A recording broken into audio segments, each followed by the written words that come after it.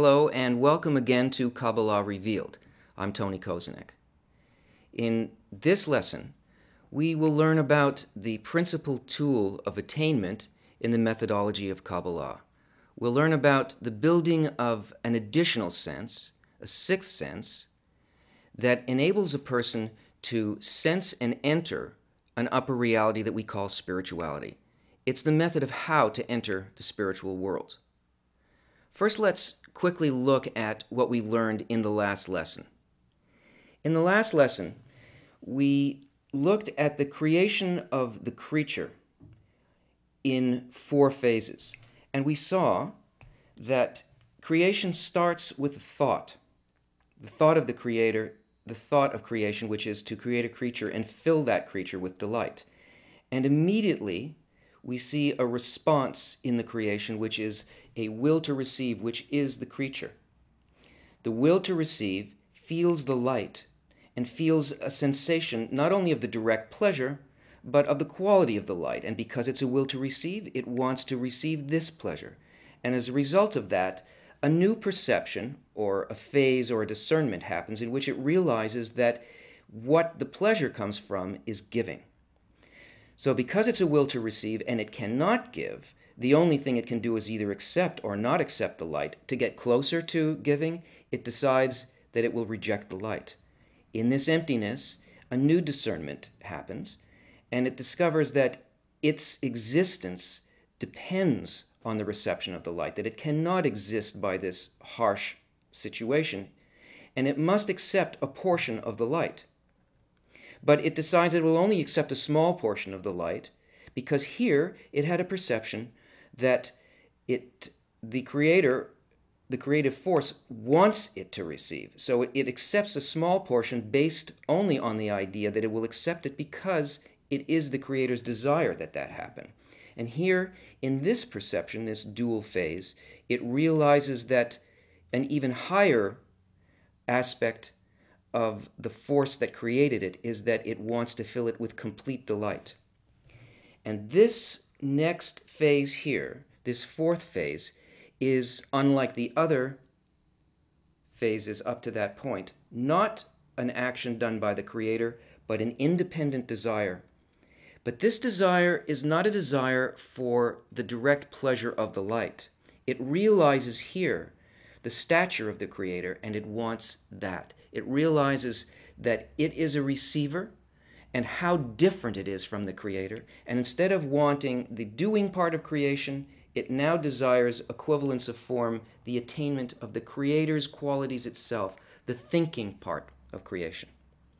So here is where we find the creature at this point. It has made a restriction on the manner in which it will receive. It will no longer receive for itself. It's determined that it will attain qualities completely opposite to its nature. It was created as a will to receive, and yet it determines that it will find a way to become like the opposite quality, the quality of giving.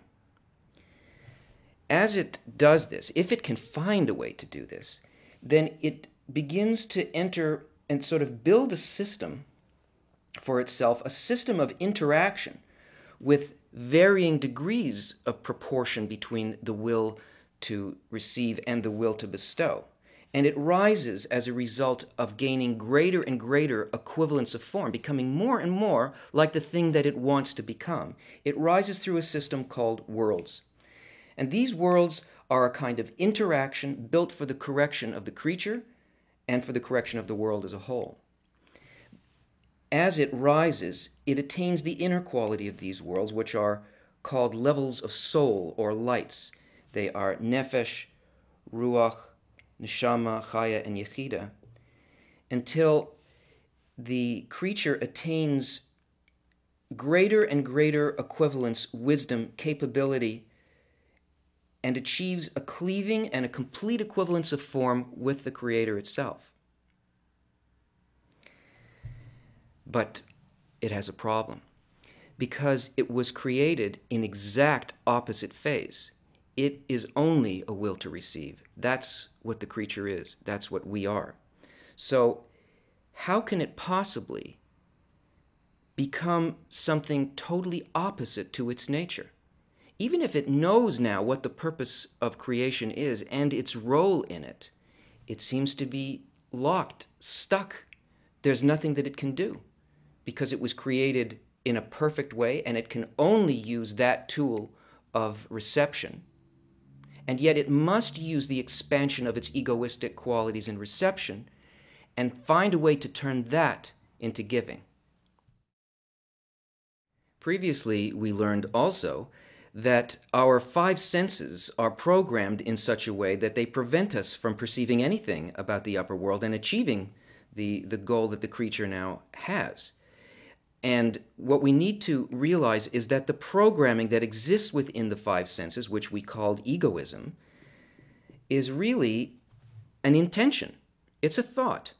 It is a program that says, what is in this for me? So no matter what the input is from any of these five senses, it can only perceive things only in relation to the will to receive. And yet, the quality above it is altruism. It's giving. So giving also is not an action. It is an intention. In order to be able to feel this, which none of these senses can, we have to build a different program, a sense built on a similar program to what is outside of it. This sixth sense has to be a sense built out of an intention that is like this. And that's what the screen is. The screen is an additional sense that allows us to feel on the terms of the spiritual world. The word Kabbala means reception. Actually, more precisely, it means how to receive, the proper way of reception. The method of Kabbala is completely practical. It shows us precisely how we can take our created nature, which is the will to receive, and turn it into a proper mode of reception, a transformed, corrected mode of reception that becomes giving. Right now, when we receive into the will to receive, we find that our experience is extremely limited. The will to receive can never be filled. Let's say there is a desire for a piece of cake, a beautiful, wonderful strawberry shortcake with whipped cream and sauce. And there is a need, an idea, a lack of this. Now, as soon as we get this cake and it touches this desire, the desire is put out. We can no longer feel it. It's impermanent. It lives and then it dies. And the reason that that happens is because pleasure is only felt at the junction point between a need and its filling. The moment that the filling passes beyond the need, it can no longer be felt. So the desire dies. But what Kabbala wants to teach us to do is to find a correct way of receiving. That way is that even if there is something that is desired and it is filled, that filling will never go out. That the desire will expand and the filling will expand. And the more that the desire enters the kli, the greater the fulfillment will be. And that can only happen if we do something like what we saw in the dual phase called Bechina Gimel, in which this reception is done not for me, but it's done only in order to fulfill the thought of creation. It's done for the Creator. So that this reception becomes a form of giving. How do we do this? How can we achieve this? Bala Salam gives us an analogy, a very beautiful and profound story about our situation and how to overcome it. Actually, it's profound because it shows us the real nature of where we are, something that we don't notice. There are two friends, and one friend decides to make a dinner for his dear friend, and he thinks about everything that his friend likes. He thinks about the food that he likes, the wine that he would like, the amount of the food, the way the food should look, the way the room should feel. He thinks all the time of his friend and creates a perfect meal for him. His friend arrives, comes in, and sees before him an absolute feast. And his first response is to want to eat everything right away because, of course, it's exactly what he wanted. And then another thought strikes him, which is his friend, the host, is the giver, and he's only there to take. And he has a feeling of shame because he realizes that the giver is before him. He doesn't just see a table filled with things and nobody there. He sees his friend and he realizes that his friend has done everything for him and he's just there to take. And overcome by shame, he refuses to take it. You know what it's like when somebody gives you some big gift or something that you hadn't expected. Suddenly you have this kind of response. You don't even know where it's coming from. No, I can't take this. This quality of shame, of the perception of being the receiver. He won't eat. And his friend, the host, says to him, "You don't understand. I spent all of this time just thinking about you, what you would enjoy, how we would enjoy this together. And now if you don't take what I've given you, this whole meal will be ruined for me. I will get no pleasure from seeing you enjoy this." And so the guest realizes that in this situation, he really has the control. He realizes that he's not just a receiver. If he can realize while he's eating this food that he's only doing it in order to fulfill his friend's desire, then he doesn't feel the shame. He can eat it. He can go ahead and he can taste it. He can enjoy it. And he must enjoy it. It's not just that he eats it. He has to enjoy it because his friend who did this for him, his enjoyment will only come from seeing the satisfaction of the guest. And so in this response, the understanding of the reciprocal nature of this receiving, the guest not only feels the delight of the food, he also understands the thought of the host. Because now he's thinking the same thing towards the host as the host was thinking towards him. I do this to fulfill completely my friend. He could not be more satisfied than that I eat this because this was his entire goal. So I will fill him completely by this eating. So this miracle, which is nature of being able to take the will to receive and turn it into the will to bestow, the thought to bestow. The action didn't change, but the inner action changed. The intention behind why the guest took the food and enjoyed it makes the reception giving. This is how that intention to receive the pleasure in order to bestow to the host can be turned into a sensor called the screen, and how it allows the person, the creature, to attain the levels of bestowal that are the spiritual world. Here is our will to receive, our vessel, our kli. Now, this kli is filled with desires. It's filled with hungers for the meal.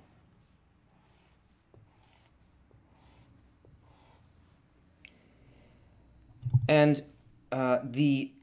what the creator, the host, wants to give to the creature exists outside in thoughts of bestowal. And always the light presses on us and wants to fill us with 100% unbounded delight, but only the degree to which we can receive the light on its terms, that is through giving, can we allow it to enter into the kli. Otherwise, we have no sensation of it at all. Now, here, in order to be able to enjoy the meal in terms of spirituality, a screen, which is an intention, is placed across the entry to our will to receive, to the kli. This intention is not to receive for myself. Once that's there, all of these other things can begin to be sensed. They can begin to be regulated, and we can determine what the experience inside of the will to receive, inside the Kli, will actually be. So the first thing that we feel in the meal strikes the screen. Now, if the creature can accept that amount into it in order to only to please the host, maybe it experiences it as the first course of the meal, as the soup. If it can maintain that intention, not for me, and to do it only for the host, then a portion of the light actually enters into the Kli. And not only the portion of taste and delight, which must be fulfilled, but also the sensation, the intention of the host in giving that thing to the creature. So 20% of it will enter, let's say, into that first fifth of the stomach, and the rest of it will be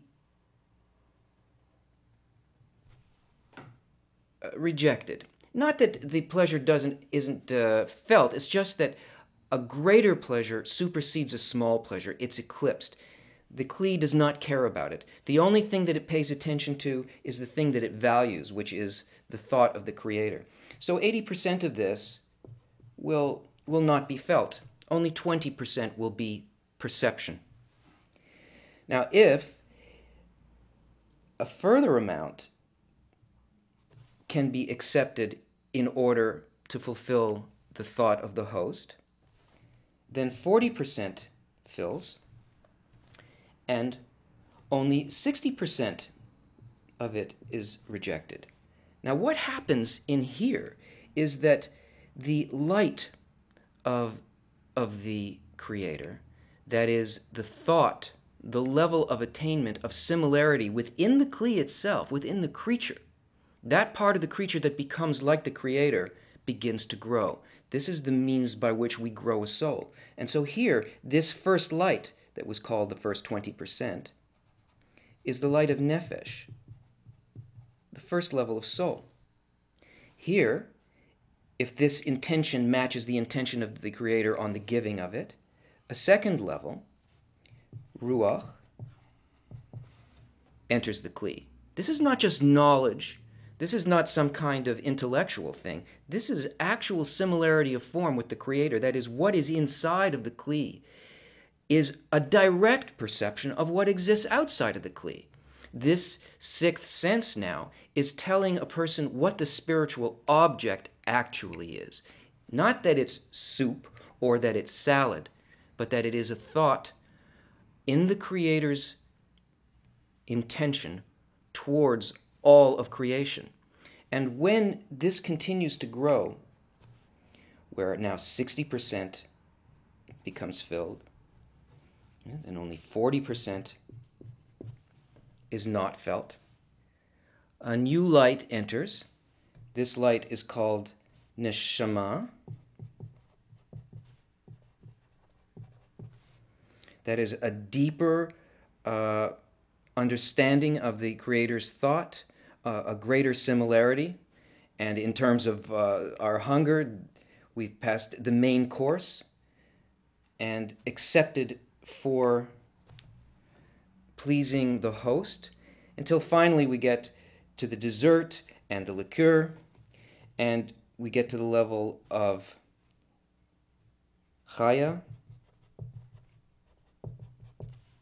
and Yechidah.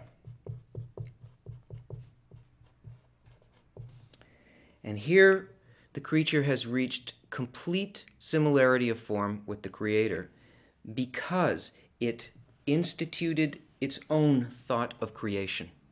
It has an independent desire that does not depend on the external delights, but only on the thought of the creature to do something equal to the thought of the Creator.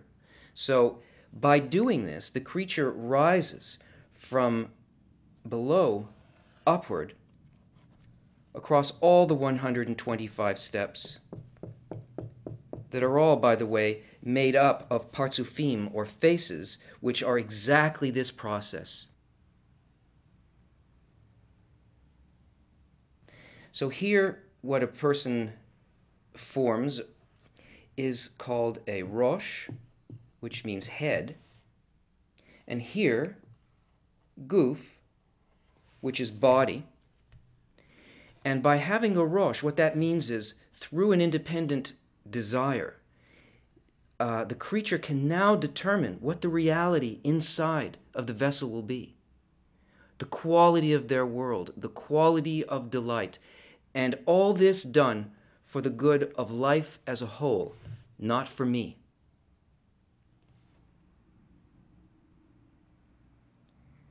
This is how Rav Lightman sums this up. We receive spiritual desires directly from above. To feel them, we need a special sense called a screen. As soon as man acquires this sense, he begins to feel pleasure through it. The pleasure is called supreme light. It enters our desire to enjoy it through the screen. The desire to enjoy supreme light is called soul. The light, as a source of pleasure, is not felt unless man acquires an additional sense capable of picking it up.